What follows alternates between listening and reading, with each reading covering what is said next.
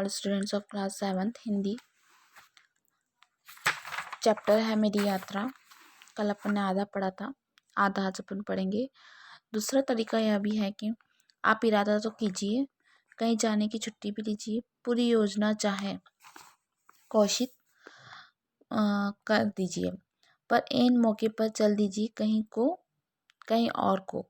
जिसे घोषित कर दिए कि आप बड़े दिनों की छुट्टियों में मुंबई जा रहे हैं।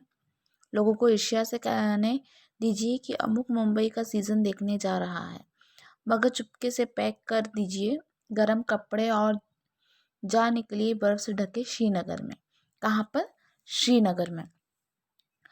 लेकिन अपनी भी कुछ बात कहूँ, मैं दूसरे तरीका का कायल हूँ, यह तो आप समझ ही गए होंगे। लेकिन मैं जब हूँ तब तीसरा तरीका अख्तियार करता हूँ। जैसे कहा तो सबसे यह कि मुंबई जा रहे हैं, मगर जब स्टेशन गए तो यह करके कि नैनीताल जा रहे हैं और वहाँ से हिमालय के भीतरी प्रदेशों में, और इस तरह जा निकले शिलांग। कहाँ निकले? शिलांग। पहले तो मुंबई जाने का था, फिर नैनीताल का हुआ, फिर निकले कहाँ पर?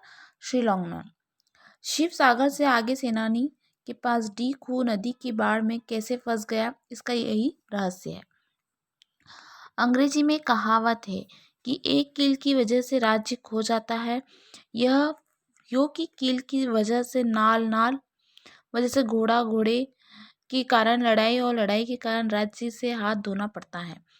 हमारे पास छीनने को राज्य नहीं था, पर दांत मांजने के लिए खुश और मोटर के लिए एक मामूली सी डिबरी के लिए हम कैसी मुसीबत में पड़े यह जानते हैं। सोनारी एक छोटा सा गांव है। अहोम राजाओं की पुरानी राजधानी शिवसागर से कोई 18 मील दूर। वहाँ भी के आकर्षण से चला गया था।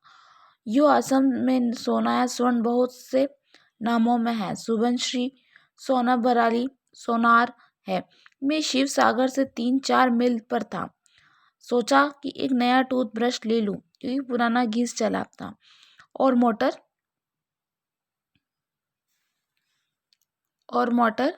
की एक डिबरी ठीक करवा कर लौटूं।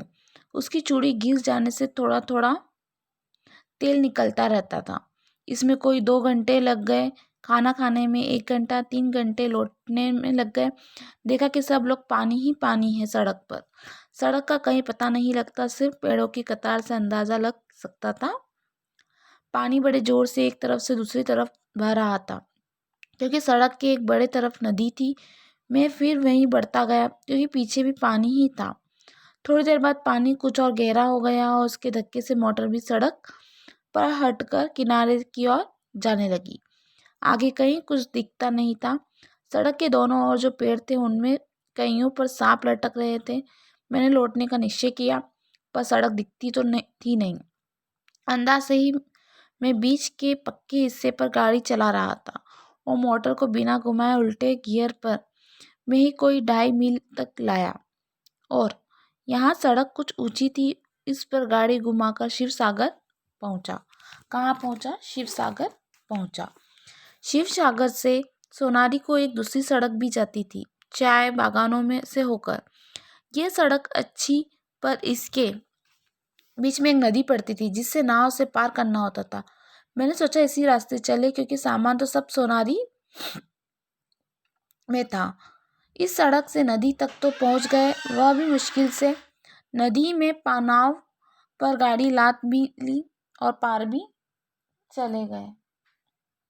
यहाँ भी नदी में बाढ़ आई हुई थी और बहते हुए टूटे छप्पर बता रहे थे कि नदी किसी गांव को लीलती हुई आई है। एक भैंस भी बहती हुई और पेड़ पौधों को गिनती ही क्या। उस पार नदी का कंगार ऊंचा था, मोटर के लिए उतारा बना हुआ था। इस चैप्टर में क्या हुआ था कि वो एक व्यक्ति मतलब घूमने गया था। कहाँ उसने पहले सोचा मैं मुंबई जाऊंगा, फिर वो वहाँ न जाके नैनीताल जाने का सोचा, फिर वहाँ नहीं जाके वो कहाँ जाके सोचा? शिलांग। लेकिन उसको रास्ते में बहुत सारी मुसीबत आई और फिर वो नक्शे के अकॉर्डिंग वो देखता देखता वो वहाँ पर पहुँच गया। तो यहाँ ये चैप्टर आपका पूरा कंप्लीट होता है। आज आपका होमवर्क रहेगा मीनिंग, नक्शा, अनादिकालीन, तृप्ति, मरु प्रदेश, व्यवस्थित, अख्तियार, कतार, कंगार, अनूठा, वास्तविक, विकृत, लिखती हुई हॉट धर्मिता। तो यहाँ ये चैप्टर आपका कंप्लीट हुआ। कल अपन इसकी क्या करेंगे, एक्सरसाइज करेंगे। Okay, thank you.